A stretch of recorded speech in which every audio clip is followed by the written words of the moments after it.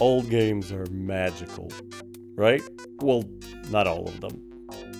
But if you're able to see past the dated graphics, which thankfully most younger players are actually perfectly capable of doing, you'll be treated to a world of pure, although sometimes horribly misplaced enthusiasm and passion.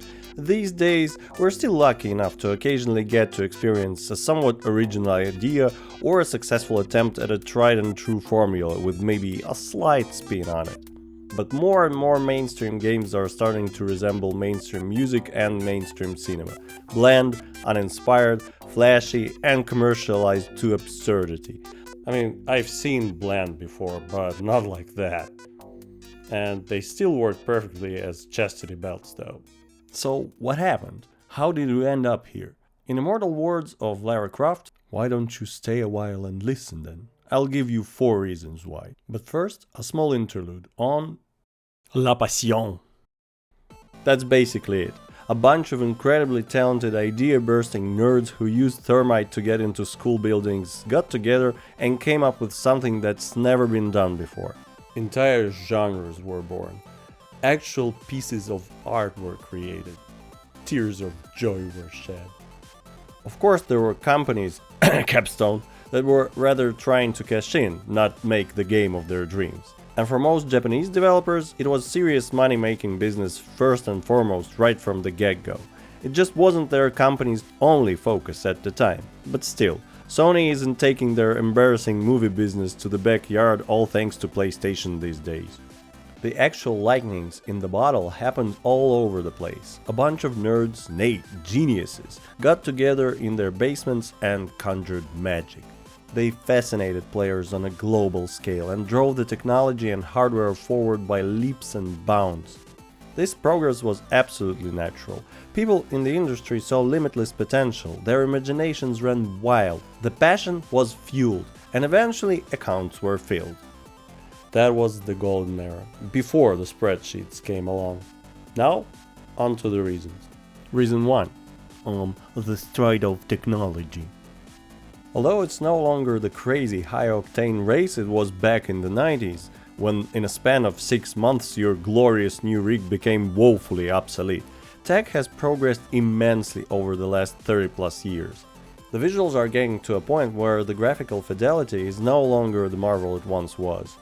So we've been robbed of the genuine amazement we felt seeing Water in Morrowind for the first time, or seeing 3D Voodoo render Quake 2. What's even worse is that today's graphics are incredibly time and labor intensive. Game science won't reveal how much sweat and tears went to creating Black Myth Wukong, but I can only imagine for how many nights the lights at their offices were kept on, and possibly how many coffee makers died in the process, or how many Red Bull drips were hooked up to people. So unless you want to create something beautifully simple like FTL or Among Us, you face the daunting perspective of everlasting crunch, or just keep chasing the never-ending race with progress. Seems like your only other solution is to grow your team to accommodate the task at hand. Whether through investment or crowdfunding, you are forced to become an actual sizable company, with accounting, legal, and HR departments. Start devising a corporate structure, my dear dreamers. And name your indie studio something ironic like Pixels and Softworks. And don't forget the team building retreats. You'll need the therapy. Reason 2. The Greed Cometh. As the gaming industry slowly but surely turned into one of the biggest on the planet, as the development teams grew, so did the profit margins. And along came the gaming industry's Daniel playing views. It's Andrew Wilson's, Strauss Zelnick's, and Bobby Kotick's. They like money. Sure, you do too, but they like it more. Those people only care about profit. It is their only passion in life. It doesn't matter if it's banking, oil, game development, or disgusting bathwater, as long as there's money to be made. Their job is to make investors happy, whatever the cost. They'll do every trick in the book and come up with new ones just to squeeze the last drops of dev's passion and the last cents from the player's wallet. These people destroy creativity, seep out the fun, and bring in the dread. They'll tell you that the company is your family. In plain English, that means you're not getting that raise. Uncle Bobby says family eats instant noodles together. He'll also promise to whack you, like some family members do. They'll appeal to your professional pride, even threaten you. They'll explain how expensive development is these days. That means pay up, player. But I'm going off topic here. The reason why games feel so bland and lack the spark is because they were made by the people whose spark was extinguished by the likes of Bobby and Andrew. Todd will oversell, the joyless, exhausted, overworked team will underdeliver. Props to the design team though. You did a great job. Too bad it was all icing on the excrement cake. Oh, and your firearm designs were hilarious. This explains the abundance of remakes of varying quality and understanding of the original. The passion and imagination are no longer there. Raven joined the canary in the mines. Except now the canary is wearing a necktie and calls itself a brand manager. But Breeze, you'll say, most of the remakes are great. Yes, some of them are, but none of them are focusing on the original artistic vision. More or less, they're all driven by the rule of cool. And although it works in most cases, it's not the right approach for the games that had a lot of artistic intent behind all designs. Reason number 3. A glimmer of hope struggling to glimmer.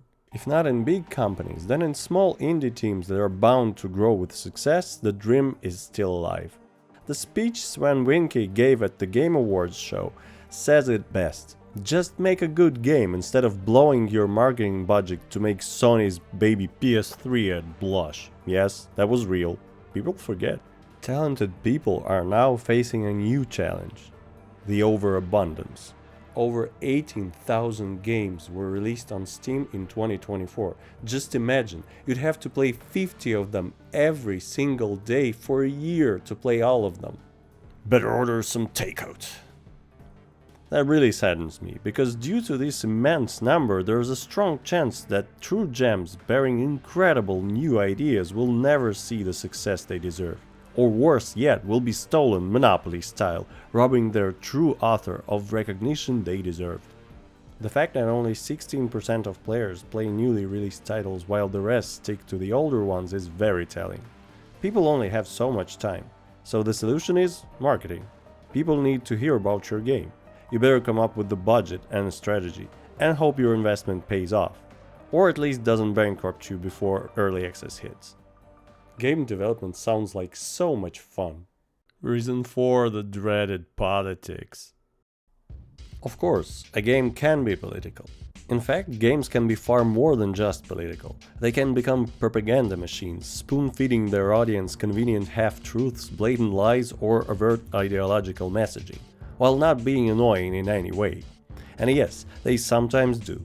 God, I wish this part wasn't relevant to the subject of this video. Thankfully, that kind of aforementioned messaging only really works on the stupid and the gullible. Luckily, most people are smart enough to sniff out the underlying stink. That's not the problem. The problem is the audience, or more specifically, the way modern audiences react, with such grace. When I was a teenager about 300 years ago, we used to read books or watch movies in the past and say to ourselves, wow, this author really has strong opinions about blank, and is making a pretty solid case. Now, did we immediately adopt those views? Did we run to social media and start organizing a digital lynch mob to cancel them for thinking differently? No, we acknowledged their perspective, maybe disagreed with it, maybe not, and then we moved on. Crazy concept. Oh wait, we also didn't have social media back then. Thanks, Mark. Somehow, that basic level of adult thinking has evaporated.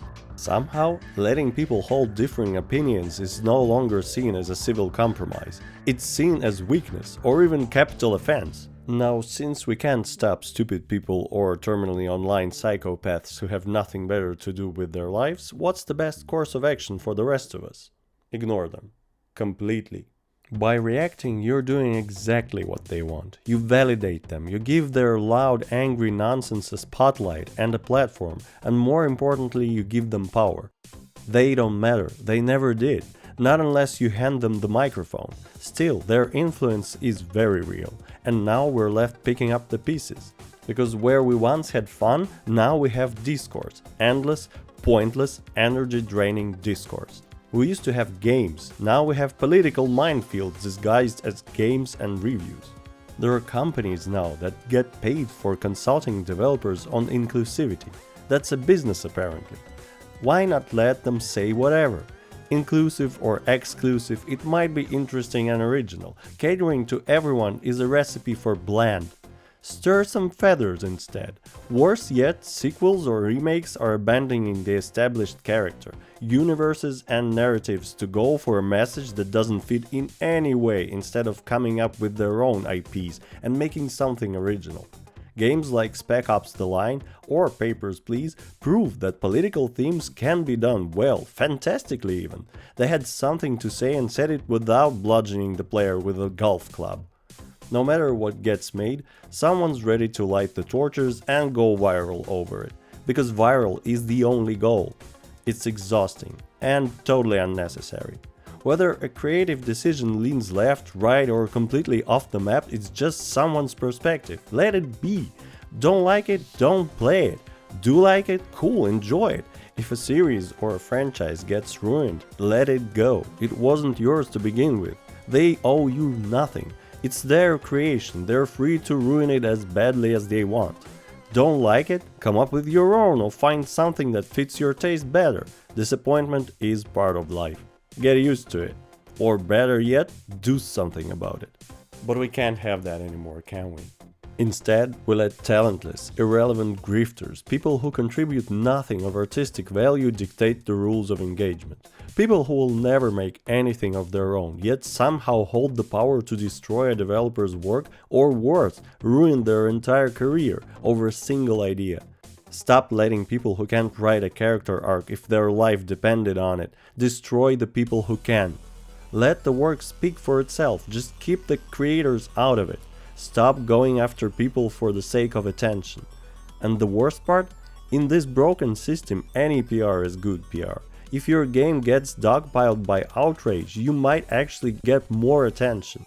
Not for the right reasons. Not because your work was good, just because it became a battleground for someone else's narrative. That has to stop. Nothing is perfect and doesn't need to be. Epilogue. Actual hope. Good news everyone. We're not being curb-stomped by Andrew Wilson. For now. This niche hobby we were enjoying was ridiculed for years and looked down upon. Is no longer niche. The niches within niches are going through the same process. Bloodborne sold 7.5 million copies and Elden Ring over 30. It's already mainstream. As for us players, we're left to sift through heaps of junk until we stumble upon greatness. Or give up. The other option is word of mouth. But please, for the love of Mario, don't go looking for advice from big channels. Those racing chair occupiers would only give a project their time of day if 40 or 60k are attached to it. With a few notable exceptions, of course. Not all of them are sellouts, thank God. Stick to smaller channels that are passion driven, just like the devs are. So that's my advice to you. The personal opinion may differ from yours, but if the thoughts are coherent and the points made appeal to you and seem to make sense, on top of the game itself looking good, give it a shot. You might be one of the first to discover the next big thing. Or at least something that doesn't scream at you to buy 12 DLCs before the main menu even loads. Thank you very much for watching, and I usually focus on the positive stuff and try to recommend things I actually like. So I just felt this had to be said. Thanks again, and see you next time.